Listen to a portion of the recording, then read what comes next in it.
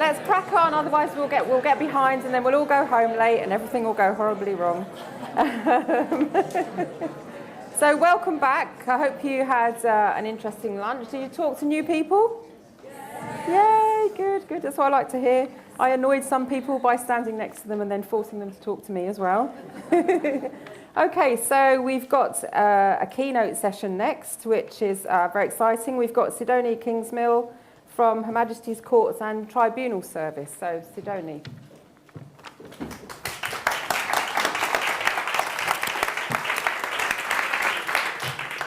Hi, everybody. Thank you so much to Good Things for inviting me to speak to you guys all today.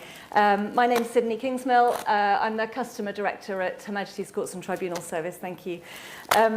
We provide the administration that's required for judges to make decisions. So things like the settings and bringing everybody together at the right time in the right place. Everyone usually asks me at this point if I'm a lawyer. I'm not. I also haven't been a civil service servant for my whole career. I've been in the private sector for most of it, but my mum was a lawyer, so maybe it was inevitable that I was going to end up in justice. So I spent those 20 years working in some of the most competitive industries in the world. They're industries where understanding the customer can be the difference between the success of your business or the death of it. And you need to be, in those circumstances, incredibly thoughtful and creative about how you respond to those needs. Otherwise, someone else is going to eat your lunch. And when I came to courts, people were saying, well, surely there's no analogy whatsoever between Tesco and the court service. And at first blush, there is absolutely no analogy. We can't choose our customers. Our customers tend not to have a choice about whether they are engaging with us. But that's pretty much where the differences end. We've got lots of buildings that are in local communities, and although there are centralised processes, how those play out in a local town are very, very individual. So transforming ourselves to be an organisation that is just a little bit more like Tesco is one of the challenges that court reform is facing. So the experience that I'm bringing to HMCTS is sort of understanding how people need to use a service and how they might respond to it. And part of my role is helping HMCTS to be the kind of organisation that listens to and responds to feedback. And a big part of that is opening up and becoming an open organisation, not a closed organisation. Particularly with people who work in the communities where our services land. Because if we don't, we won't be able to design services that work for people. So another bit of opening up is saying it's okay if you tweet about what I say or record stuff. That's totally fine. You can use the hashtag court reform as well as the digital evolution hashtag. I think it's DigiEvol18. And you can tag me, or you can tag HMCTS Gov UK, or you can even tag our chief executive, who's quite active on Twitter as well. So having said all of that, let me just describe the scope and vision for court reform as briefly as I can. So it encompasses all the jurisdictions. It's criminal, civil, family, and tribunals. It can be really forbidding to people and hard to navigate. There's almost nobody who needs to access our services who doesn't need help of some kind or another. Pretty much everything's hard. There's nothing simple. And we tend to use some of the same processes for very complex and serious cases as we do for some more administrative and simple cases. And we certainly need to be more proportionate about how we do that. It's also super inefficient. Can I just see a show of hands? Has anyone ever been into a court or a tribunal building? Has anyone been in the last, so that's about, I'd say, 65% of the people in the room. Has anyone been in the last 6 months? Okay, so not very many. Has anyone been into a Crown Court building in the last 6 to 8 months? Probably not, judging by that. Yeah, okay. So one of the things that we've started to do is take paper out of those buildings. And what that does when you bring those online, just internally, is it starts to speed things up and make things a little bit more efficient. But I'll tell you a bit more about that in a minute. It's also overstretched. So justice isn't a protected department, and under austerity, if you're not hospitals and schools, then you're having to make quite significant cuts to how you run your services. And at the beginning of when we were making the case for reform, the justice system was showing a serious amount of strain, it still is, and we were at risk of not being able to do justice properly. So we managed to get a big investment from the Treasury, and most of what I'm going to tell you next is about that. So this is what those of you who've been in a court building might have seen. This actually isn't the worst picture. I took another one when I first arrived, and it had sort of this one on the right-hand side in several rows across several different offices. Paper is everywhere, and it still is today, and we need to do a better job. How many people would look at that picture and think, wow, our justice system, I mean, I really have confidence in it. I mean, luckily, most people don't have to touch the justice system, and so confidence in the UK, well, we cover England and Wales primarily, a couple of Scottish tribunals as well. The confidence in our justice system is very high, but most of that's because no one's ever had to use it. And at the moment, when you do touch it, I know it sounds awful, but it's true. If you do touch it, your confidence does go down, and this is part of the reason for that. Reform is about switching that around and making every interaction with the justice system increase your confidence in the justice system and feel that the thing that you're going through is just. So we operate under a sort of joint venture between the Lord Chief Justice, who's the most senior judge, courts judge in the land, the Senior President of Tribunals, who's the most senior tribunals judge in the land, and the Minister, the Lord Chancellor. And it's, I mean, that comes with its own challenges, but it's a really, really great triumvirate because it means that everything that you do has real backing from quite a number of people. We have some guiding principles, and they're all jolly good, but the one that I'm going to talk about most is the bit about putting people at the heart of it. And then in a minute, I'm going to go and show you some examples of what we're doing. Actually, can you go back one? Thanks. I'll leave those up for you to have a look at. I mean, our reforms are super ambitious. We're trying to do something across all of those jurisdictions in 6 years that nobody in the world has done before altogether. People in the world have done bits at different times, but nobody's done all of it at the same time, and it's really hard. And you'll see as we go through some of this that we definitely don't have all the answers yet. But we want to embrace that ambition and not shy away from it. We got £1 billion to invest, which at these times of austerity is not a small amount of money. And we have to make sure that we use this once-in-a-generation opportunity for change to make things better. And I'll be asking for your help to help us do that along the way. So, what's the current state? So for the first, we're about halfway through, just not quite halfway, almost halfway through.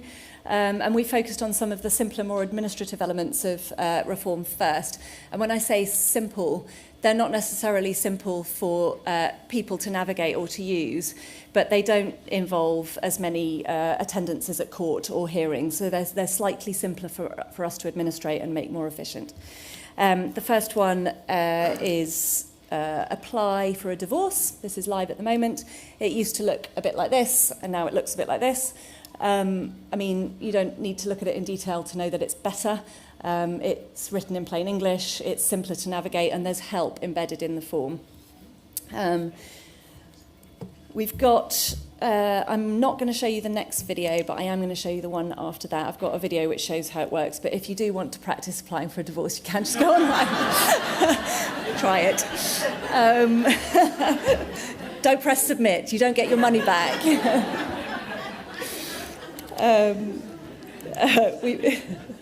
We've obviously had loads of user feedback on it, and it is better. People do find it easier, but we're also getting a fair bit of feedback that tells us what we can do differently, which is another thing that's different with the digital process at the moment. You can also, so if you're an executor and someone dies, you can apply for probate online. This is another really important service to make easier. It's really, really hard, and when you're going through grief, it makes it even harder. So simplifying that process and just making it a bit easier to access is a good thing. You can also make a claim for money. This is if you're having, say if you're a small business and someone hasn't paid you, you can follow that up in the courts. There's also a fair bit of signposting available to what you should do before you go to court to do it. So try and do something else instead, make court last resort. And you can actually settle out of court online as well. Social security and child support. I think most of you will be aware of what this is, but this is this is when DWP give you some benefits, and if you don't agree with the decision that they've made on your benefit status, you can appeal to the tribunal. You can now submit your appeal online, and you can also track your appeal online. So one of the bigger challenges that we have with social security benefit appeals is it takes a really, really, really long time to get through the process, and nobody knows where they are. So has somebody submitted their evidence, have they not? And being able to see at a glance where you are on your appeal is really important.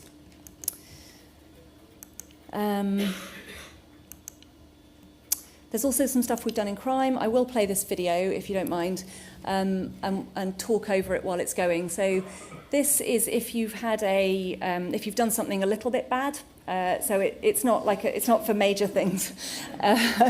It's not for stuff that would require you to end up in jail or have any significant sentence. But it's things like if you don't pay your TV license, if you jump the gates at Victoria Station, and there's a few others. We're working with different prosecutors, and you can. At the moment, it's really quite intensive. You do have to turn up, and if you don't turn up, you get done in your absence, and then you can sort of go through a really quite labour-intensive process afterwards to try and get the thing righted. This allows you to do a lot of that online, all of it online, in fact, and makes the process much smaller. And it's easy. So you can skip on. We don't need to watch the end of the video if it hasn't finished. And the next one. Okay, good. So those were all the sort of bits and pieces that we've done and that are out in the public domain at the moment. And if anyone wants to have a look at any of those in more detail, you can go onto gov.uk and explore around those. We've also been doing a whole load of stuff on infrastructure behind the scenes. So things like putting Wi-Fi into courts. It's quite hard in listed buildings, so we haven't finished. But we're really making progress with that. Anyone who's ever tried to call the courts, it's really hard. And quite often you can't get through and you have to try lots and lots of times. We're doing a lot of work with improving our handling of telephone calls and making sure we do answer them, and when we do, that we're able to answer people's questions. And we've also done an initial bit of piloting on having video hearings, so not having to go to court for some of your hearings, and done some evaluation on that. That's also publicly available if people are interested. And then a bit more behind the scenes, we're looking at a complaint system that allows us to spot mistakes that are the patterns in mistakes, so we can see what goes wrong more systematically and start to fix the ones that are really big. And we've already removed so much paper that we count it in tall buildings worth. So I think I stopped counting when we passed the Shard, but I noticed that the Lord Chief said something this morning in his evidence to the Select Committee about how much we'd saved, and it had definitely gone past the Shard, so I'm out of date. So anyway, why is all this important? I mean, you know a lot of why it's important, but obviously lots of people find doing things online faster, more convenient, and easier to use. I had some stats about the divorce service, but I think I'm going to run out of time. It doesn't happen by magic that online services are easier to use and better. And has anyone, show of hands, had a really bad online form or service that they've had to complete? Yeah, quite a lot of you, right? So the one that came to mind for me was trying to get my child's first school place. It's a really hideous online form, and it had things like drop-down menus that didn't have the right options and didn't know which one to select, instructions that didn't make sense, and fields that were mandatory that weren't relevant to me. And that, for me, is the sort of first indication that it really isn't just about digital savviness. It really is about understanding what the form is for and what the circumstances that users who need to use the form are in to enable them to complete a form, not just do they have an email address and do they have access to a computer. It's not a digital... User-led design isn't a digital-only service. We think we should be applying it to the entire service and coming up with a proper multi-channel service that gives people choice and is better for people regardless of the channel that they choose.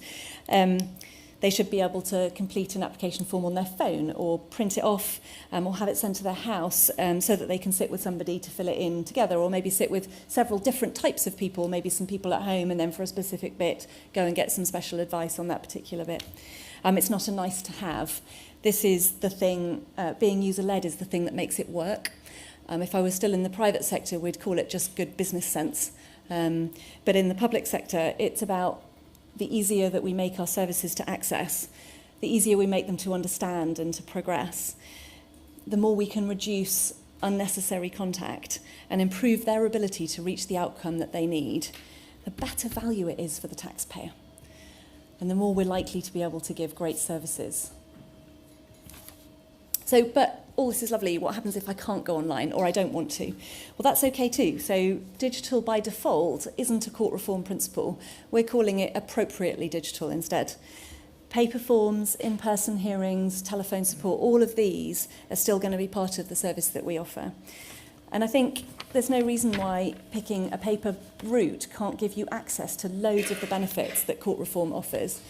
So as I wanted to give you some examples of what I mean by that, we've already moved our legacy forms, the ones that aren't at the front end of reform, so not the ones I've talked to you about.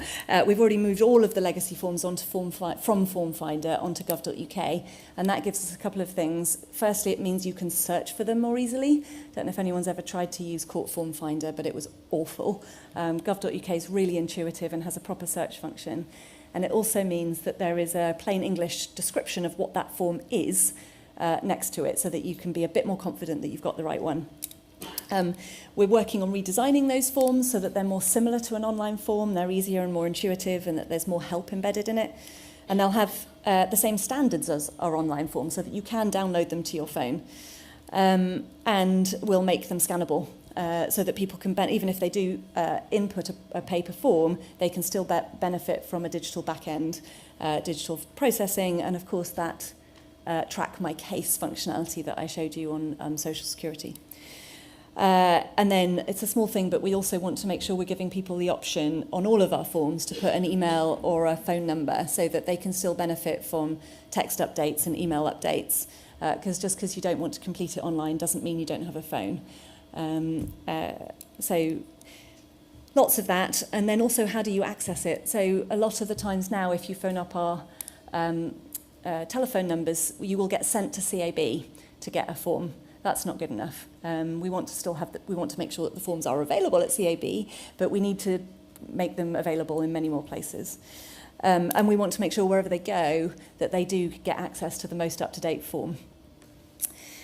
So, I mean, it's not all about getting hold of our forms, is it?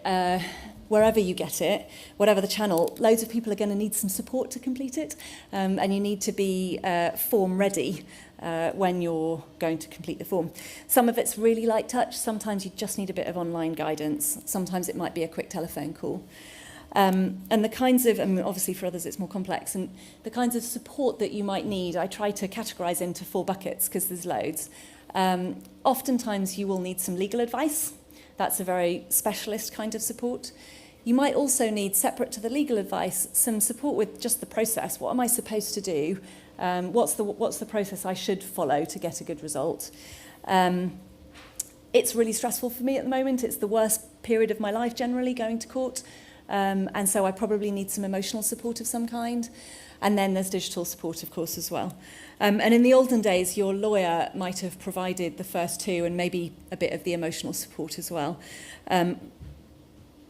LASPO, but also court reform changes how the kind of support that you might need. We think our more accessible services will reduce some of the process need that you require, but it doesn't take it away. And it certainly doesn't take away, I mean, it reduces the emotional stress, but it doesn't take away the emotional stress of the situation that you're in. And of course, it introduces a potential new requirement for support with the digital access as well. It's pretty hard to pick apart those types of support in an individual, and perhaps it's not possible to do so. I know, Helen, you made the link this morning between digital and social exclusion, and we see with access to justice, it's really at the nexus of that. I don't think we've yet come across a person that only needs digital support. I'll be interested to know if any of you think they're out there. So some of the things that we are looking at, well, we're designing at the moment within our forms are things like save and return functions on all of our forms so that you can come back to them if you reach a bit that you can't complete and that you can ask somebody for advice, and also download and print so that you don't have to do it, you don't have to be online all the time. We want to text email addresses and phone numbers to people so they don't have to write it down and worry they've written it down wrong. And we want to make sure that when someone's calling us and they're telling us they have a problem or a thing that's getting in the way, we're proactively offering them reasonable adjustments rather than waiting for them to make a formal request.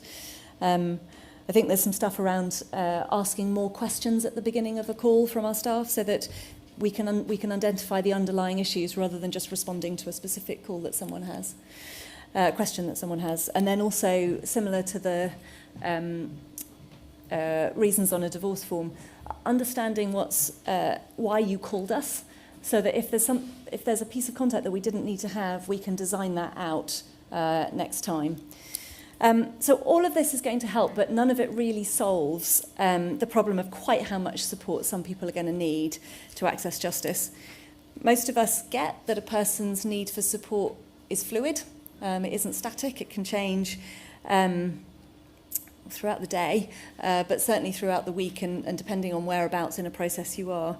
And it's not just based on your skills, it's based on your confidence and your ability as well. I think so. I saw on Twitter this morning that you've launched a Digital Nation infographic again today, and I think I really liked that. I thought it was super helpful.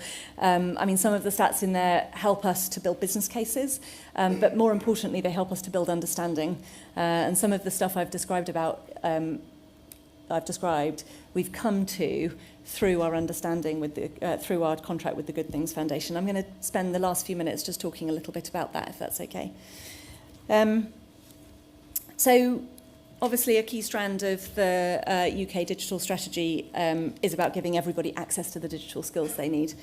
When you have a legal need that needs to use a court or a tribunal service, it's a sort of moment in time. It's an opportunity to gather some digital skills. And if they can do that in a way that gives them a digital life afterwards, that's a really great opportunity to capitalise on that would be a real shame to miss out on. Our partnership with the Good Things Foundation is how we're delivering that and how we're learning a lot more about what that really means. At the moment, so it's a learning contract. We're learning loads. And at the moment, so our focus is on helping people to understand what the guidance means, what online guidance is, helping people to navigate through web pages, helping them to connect to the internet, to use different digital devices, whether it's on a phone or on a laptop or maybe just a keyboard and a mouse. And there is also support for sort of specific functionalities, like I need to know how to upload a document, or I need to know how to create an email address. Or, I mean, at the sort of more extreme end, how do I make a video call? And we've done the first phase of the contract. So we designed, tested, delivered, and evaluated an in-person support service. It's in place for the application bit of all the things I showed you. So divorce, civil money claims, social security and child support tribunals, probate and the single justice service. And you can access that support on the phone or through an in-person appointment. And we're going to be introducing web chat later in the year. So we've just started, though, this month on phase 2. What that means is more centres that can deliver our in-person service, more locations, and different models of support. So we're also exploring what does it mean for somebody to go out to your house or somewhere that's near you and more convenient for you to help you with your court service. You don't necessarily have to come to an online centre. And by the summer, it's not very far away, we'll have completed that phase of our learning contract and we'll be in a way better position to understand what support services we need to be offering as a result of reform going forward. So I just wanted to share one case study with you, though, because I think it brings to life what a difference it can make. It's not her real name, but I'm going to call her Lorna. She called up our contact centre and needed some help completing the online application form for divorce. The team identified her as someone who could benefit from a face-to-face appointment and contacted the Hope Centre in St Helens. They then called her up and arranged a time for her to come in, reminding her what she needed to bring in order to complete the form. She came to the appointment, yay. She brought with her a friend and some dogs. I don't think she wasn't sure that she'd be able to find it, and she wasn't sure that she would be able to do it when she arrived. The centre sat her down, gave her a cup of tea, sent the friend and the dogs out to the park, and Lorna was able to complete her form. It was a pretty long appointment. It took about 2 hours, and it wasn't easy. There was some definite ups and downs throughout the appointment and quite a lot of emotion. But she did what she had to do and she completed her application. And what's important about this is she didn't just do the court process. She also created an email address. And as we all know, that's a really big entry into other digital services. And she can now interact with us digitally, but she can also potentially interact with other people. And that's a real win for her. I think a win for society as well.